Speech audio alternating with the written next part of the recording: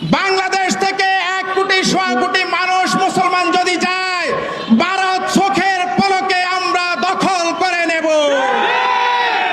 বাংলাদেশের এক জামাত নেতা বলছে যে 1 কোটি তারা মুসলিম পাঠাবে আর চোখের নিমেষে ভারত দখল করে নেবে তারা। আরও অনেক কথাই বলেছে। আসুন আগে এই মহান ব্যক্তির বক্তব্যটা শুনে নিই, তারপর কিছু কথাবার্তা আমাদের তরফ থেকেও তো বলা উচিত বলে মনে হলো। শুনি কি বলছে। বেশি বাড়াবাড়ি করলে বেশি নয়, বাংলাদেশ থেকে 1 কোটি 1.25 কোটি মানুষ মুসলমান যদি যায়, ভারত চোখের পলকে আমরা দখল করে নেব। চোখের পলকে ভারত দখল হয়ে যাবে। ইসলামের বিজয় পতাকা আমরা ভারতে উড়িয়ে প্রমাণ করে দেব। মুসলমান সর্বশ্রেষ্ঠ জাতি, সর্বশ্রেষ্ঠ জাতি মুসলমান। ঠিক আছে, মুসলমান সর্বশ্রেষ্ঠ জাতি, এগুলো আপনারা সেই স্বপ্ন নিয়ে থাকুন, তাতে কোনো আপত্তি আমাদের নেই। বিশেষ করে যখন ভারত নিয়ে কথাটা বলছেন যে 1 কোটি মানুষ বা মুসলিম পাঠাবেন, ভারতকে আপনারা দখল করে নেবেন, তো সেক্ষেত্রে বলতে পারি একজন ভারতবাসী হিসাবে, শোন রে হারামির বাচ্চা, তুই কেন, তোদের বাংলাদেশ, সারা বাংলাদেশের যে 16 কোটি 18 কোটি মানুষ আছে না, আমরা পুরো ভারতবাসী দরকার নেই, পুরো ভারতবাসী দরকার নেই, শুধু পশ্চিমবঙ্গবাসী বাংলাদেশের দিকে মুখ করে আমরা যদি মুতে দিই না, তোদের 16 কোটি 18 কোটি বাংলাদেশি ভেসে গিয়ে একেবারে বঙ্গোপসাগরে পড়বি রে। আরও বেশ কিছু গালাগালি আছে, যদিও এটা পাবলিক প্ল্যাটফর্ম তাই দিতে পারছি না, কিন্তু ভিতরে ভিতরে আপনারা নিয়ে নিন, আপনার যেটা পছন্দ হবে, যার বাচ্চা আপনি মনে করবেন নিজেকে, নিয়ে নিন।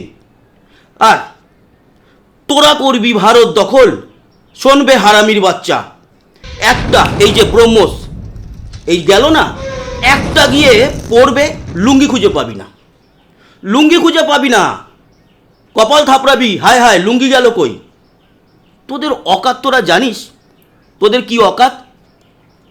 ভারত পেট্রোল ডিজেল যদি দেওয়া বন্ধ করে দেয়, এমনিতেই তোদের পেট্রোল পাম্পগুলোয় যা, গিয়ে দেখ রে শুয়োর, সেখানে লাইন দেখ, রান্নার গ্যাস নেই তোদের, তোরা করবি ভারত দখল।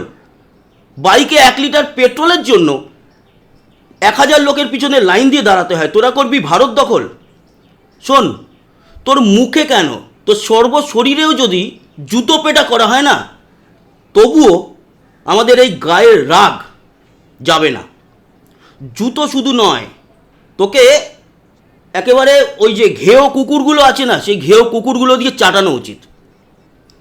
তোদের অকাত বুঝে কথা বল, ভাবিস না যে এখানে ভারতবাসীরা যারা আমরা এখানে বসে আছি তারা একেবারে বোরখার আড়ালে থাকি।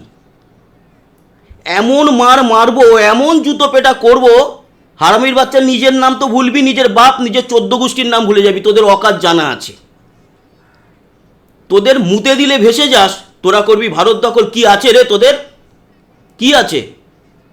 এখান থেকে একটা চকলেট বম মারলে তোদের লুঙ্গি উড়ে যাবে, তোরা করবি ভারত দখল।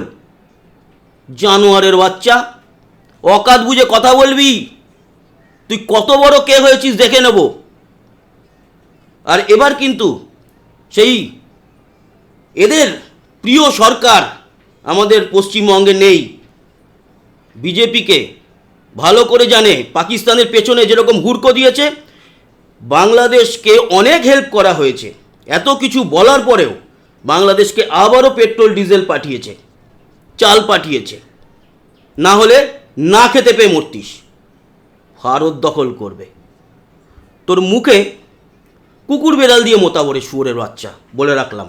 তোর অকাত দেখা যাবে 2 দিন বাদে তুই কোথায় থাকিস, বুঝে যাবি। বন্ধুরা, আরও একটা অন্য বিষয় নিয়ে আলোচনা করব। আজকে আমাদের নতুন মুখ্যমন্ত্রী শুভেন্দু অধিকারী, তিনি বিজেপির যে আমাদের সল্ট লেকের অফিস রয়েছে সেখানে গেছেন, এবং সেখানে গিয়ে একটা আলাদা পরিবেশ দেখুন। সম্পূর্ণভাবেই বিজেপি পার্টি অফিস একেবারে বদলে গেছে। 2টো অফিস আছে, একটি পুরনো অফিস যেখানে শ্যামাপ্রসাদ মুখোপাধ্যায় পর্যন্ত সেখানে অফিসে কাজকর্ম করেছিলেন, আর এটি নতুন অফিস। এখন তো অনেক লোক সংখ্যা সদস্য বেড়ে গেছে, তার জন্য। তো এখানে একটা আলাদা রকম পরিস্থিতি। আজ থেকে এক প্রকার নতুন আমাদের যে রাজ্য সরকার তার কর্মযাত্রা শুরু করতে চলেছে। মন্ত্রিসভার বৈঠক আছে, সেই বৈঠকের পরে আমরা জানতে পারবো কারা কোন দপ্তর, মানে দিলীপ ঘোষ, নিশীথ প্রামাণিক, অগ্নিমিত্রা পল, এনারা যে শপথ নিয়েছেন এনারা কে কোন দপ্তর পাচ্ছেন। শ্রমিক ভট্টাচার্য ওনার বাড়িতে গিয়েছিলেন প্রথমে মুখ্যমন্ত্রী শুভেন্দু অধিকারী, তারপর ওনাকে সাথে নিয়েই সল্টলেকের এই অফিসে আসা হয়। প্রথম দিনের যে যাত্রা বা কর্মযাত্রা শুরু হতে চলেছে এক প্রকার, সেই যাত্রার শুরু কিন্তু এই বিজেপির অফিস থেকেই শুরু হচ্ছে। সেই সময়কার কিছু ভিডিও আমাদের কাছে আছে, আমরা শেয়ার করলাম। তো এই ছিল আলোচনা, আর বেশি বড় করলাম না। অন্যান্য খবরাখবরের দিকে নজর রাখছি।